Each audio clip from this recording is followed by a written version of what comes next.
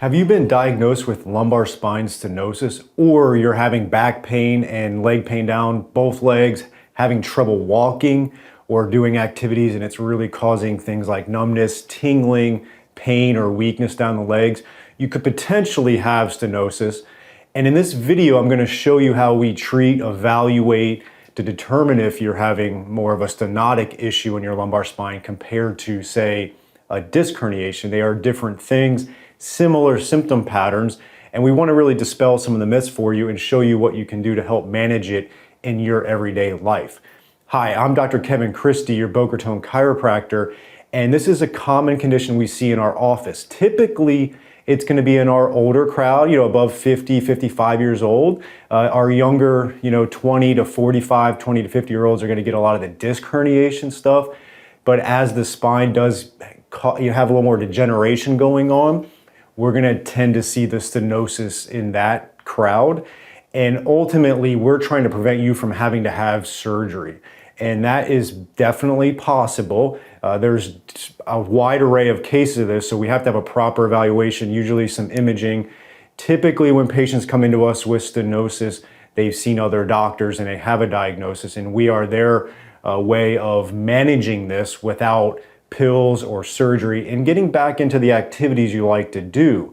One of the big differences between stenosis and, say, a disc herniation is that when you have stenosis, sitting or bending over is actually going to feel better for you. And in a minute, I'm going to show you why that is with a disc model or a spine model.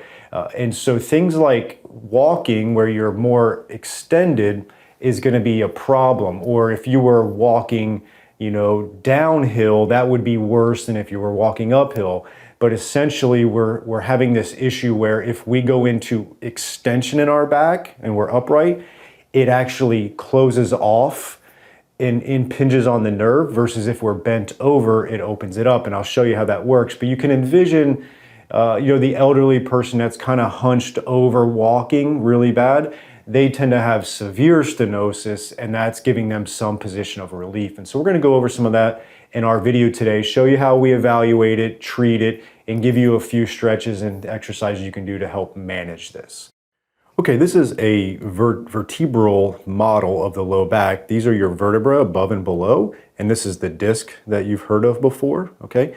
These are the nerves that run out, and when you hear of something like sciatica or such, it's typically these nerves are getting impinged and they go all the way down your legs.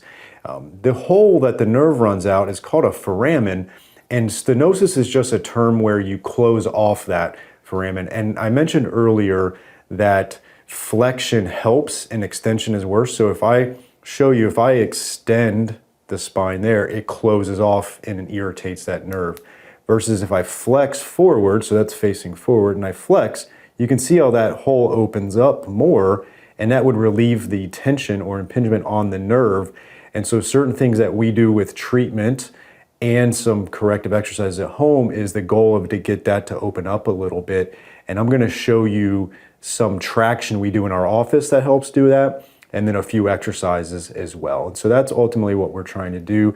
When we have a lot of degeneration, we get a lot of bony growth formation from the vertebral aspects here, and that closes it off. So we want to try to do as much as we can to open it up to take the pressure off the spinal nerves.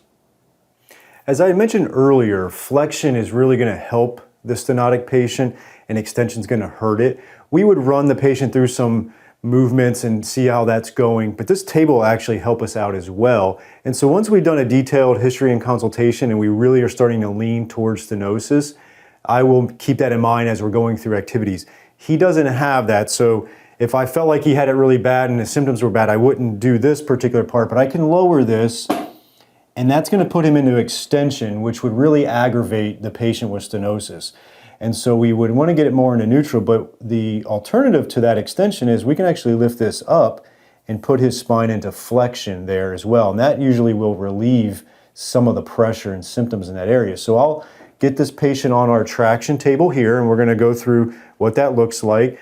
We would extend this out like we have, and then I can actually, depending on the height of the patient, or if we want to get a little more traction, this whole table will move that way. So I got him in a good position here. I'm just going to raise up the table a bit.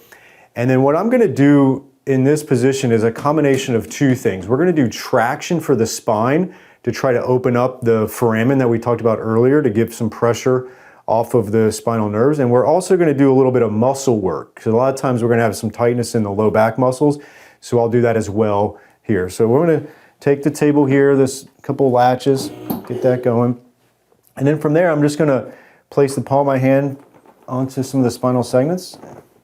And we're going to just do some nice little traction through there. And that is going to open up where those nerves are running through, like we talked about. And we would run through this, 5 minutes, give or take.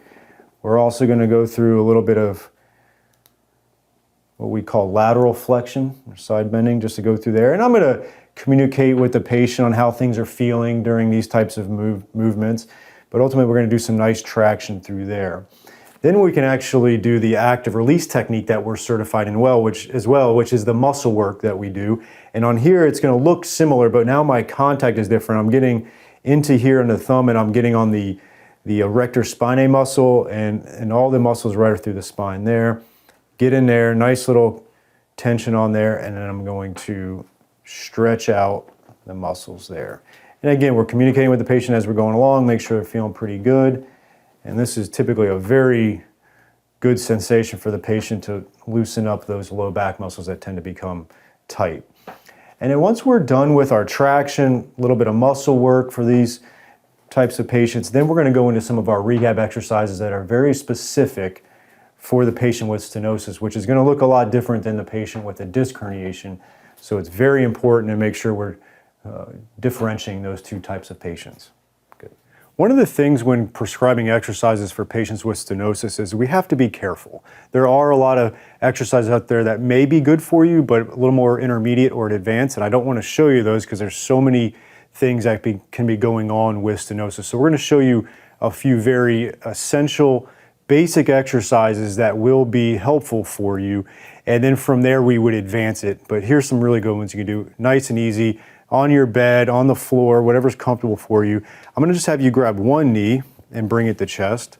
So if you remember, we're trying to create some flexion in the low back to help, and this position would do that. So we'd want you to start off, 20 seconds each leg, 3 sets, a couple times a day to do that. Then we would, do each leg from a single leg perspective, and then we're going to do both legs at the same time. And then bring those up to chest as comfortable as you can. We'll hold that to about 20 seconds, and that should provide a little bit of relief for the low back. Again, this is a beginner level exercise. We always want to rule out certain red flags before we give you some of our more advanced exercises.